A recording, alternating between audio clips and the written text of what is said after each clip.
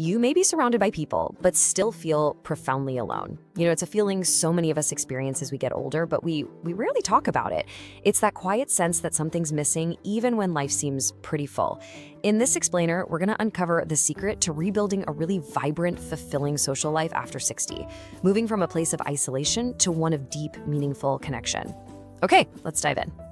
This quote, it just gets right to the heart of it, doesn't it? It's a paradox that so many of us face. Our calendars might be packed with family things, we might chat with neighbors, maybe we even find ourselves in a crowded room, but deep down there can be this feeling of being on the outside looking in. And that just goes to show you, it's not about the number of people in our lives, it's about the quality and the depth of the connection we feel with them. This feeling is incredibly common, and it's this quiet erosion of connection that can really take a toll on our happiness as we get older. So, this is what we call the loneliness paradox. And the core idea is simple, but it's also really profound. More social contact doesn't always equal more connection. Over the next few minutes, we're going to explore exactly why that is. And look, I want to say this right up front. If this feeling resonates with you, it is not a personal failing, not at all. It's a natural result of a huge structural shift that happens in our lives. And more importantly, we're going to outline a clear, practical way to overcome it together. I mean, think about your life before. For decades, your social world was pretty much on autopilot, right? You went to work, you had colleagues, people you saw every single day, worked on projects with, shared a common goal with, or if you had kids in school, you had a built-in network of other parents. Life itself just created these daily, low-effort interactions for you. But then these major life transitions hit. Retirement, maybe moving or losing friends, and that whole structure can just crumble. All of a sudden, those automatic connections are gone, and it can feel like this huge void has just opened up. And that brings us to a huge reason why those connections can start to fade, even when we really want them. It's this powerful psychological hurdle that actually has a name. And just knowing what it is, that's the first most important step to getting past it. We're talking about the challenge of what's called initiative fatigue. Yeah, this really paints the picture, doesn't it? On one side, you've got work life, a world with a built-in structure. You didn't have to organize meetings, they just showed up on your calendar. You had automatic daily contact with people, and this is the big one, a shared purpose. You were all solving problems together. Now, contrast that with post-retirement. All that unstructured time, which sounds amazing, can start to feel like a vacuum. Every single social interaction now requires your active initiative. You have to be the one to make the call, to make the plan, to create the purpose. Suddenly, the whole weight of being the architect of your social life, it's all on you. And that's exactly what initiative fatigue is. It's the mental and emotional strain of always having to be the one to create your own social opportunities. And let me tell you, it's just plain exhausting to always be the engine, the planner, the person sending the invites. This isn't about being lazy or antisocial. It's a real kind of burnout that comes from carrying the full weight of your social world all by yourself. If you've ever thought, I just don't have the energy to reach out today, then you know exactly what this feels like. And it's completely 100% normal. Okay, so we've kind of diagnosed the problem, and we've even given it a name. But here's the good news. Now we get to talk about the solution, and it's a really powerful, really uplifting one. We're going to uncover the reciprocity secret.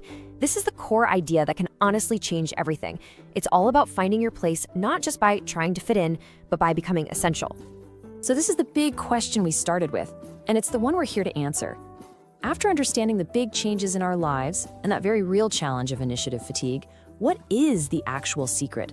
What's the one principle that can truly rebuild a world of connection? And here it is. This is the secret. Belonging requires reciprocity. See, true, deep connection isn't a one-way street. It's not something you just consume, like showing up for coffee or being a passive member of a book club. It's a two-way exchange of value. It's that feeling that your presence actually matters, that what you bring to the table is valued, and that if you weren't there, people would genuinely miss you. That is the feeling of belonging, and it's built on a foundation of mutual contribution. So how do we actually put this powerful idea of reciprocity into practice? Well, the strategic tool for this is something sociologists call a third place. Think of it this way. Your first place is home, your second place was probably your job. A third place is a structured, neutral ground, like a volunteer group, a community choir, a local class, a gardening club, where you can connect with the community and, here's the key part, contribute value. It's the perfect setting to build these reciprocal relationships because it already has a built-in purpose. And this is where the magic really starts to happen. When you find a third place where you can consistently contribute, your whole role just flips. You're no longer just a passive participant waiting to be included, you become an essential contributor. This active role gives you a real sense of purpose. It gives you a reason to get up and get out.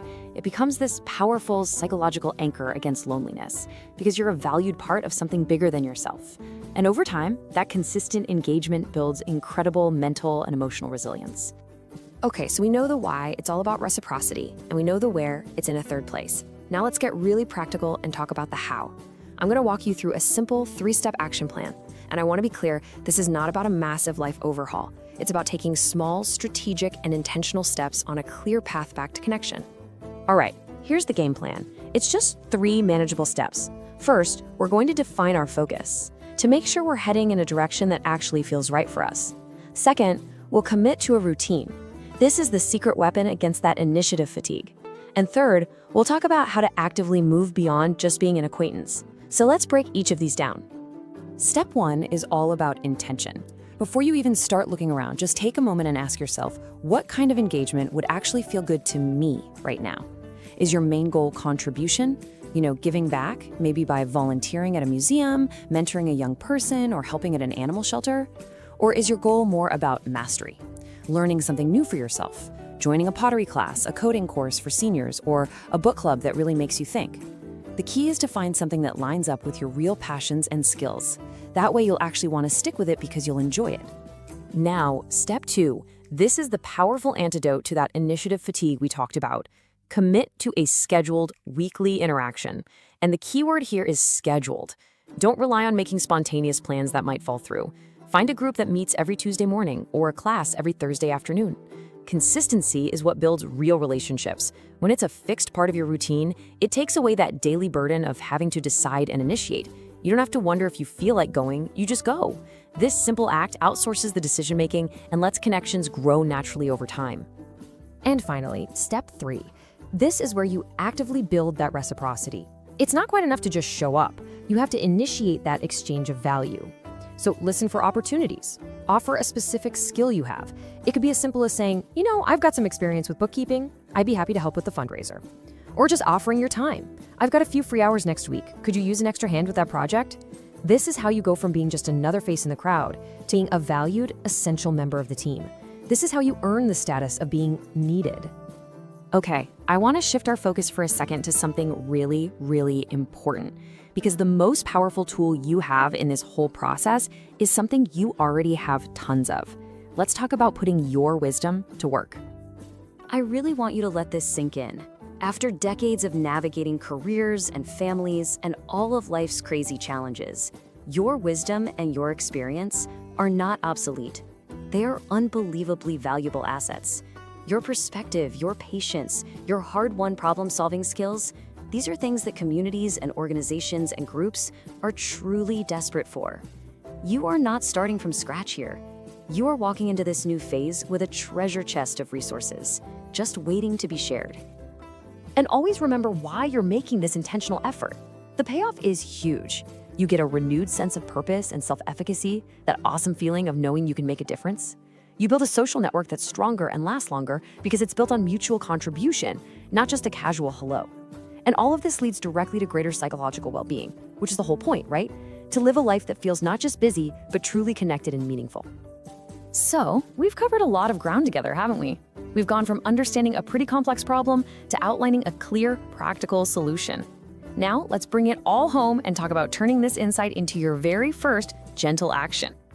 If you take only one thing away from our time together today, please let it be this. This is the fundamental mindset shift. It's time to stop waiting for the phone to ring. It's time to stop looking for invitations. The new focus is to start looking for opportunities where you can contribute, because true, lasting belonging is found not in simply being wanted, but in being genuinely needed. And this brings us to our final thought. I want to leave you with a gentle challenge. You don't have to sign up for anything tomorrow. This isn't about some huge commitment, not at all. The goal is just to take one small exploratory step. Sometime this week, just ask yourself this question. What is just one local group, one class, one volunteer opportunity I can look into? Just explore. Open a web browser, make one phone call. That's it. That's all it takes to get started. So as we close, let's just remember the big picture here. We've seen that the challenge as we get older isn't a lack of people, but a lack of reciprocity and purpose in our social lives. We've learned that the most helpful way to change that is by finding a third place, that structured setting where you can go from being a guest to being a vital contributor. And I want to leave you with this one reassuring thought. By putting your incredible wisdom and life experience to work, you're doing so much more than just keeping busy. You're actively building the strong, supportive network that is absolutely essential for happiness and vitality for all the years to come. The journey back to connection begins with that single, purposeful step. Thanks for being here with me.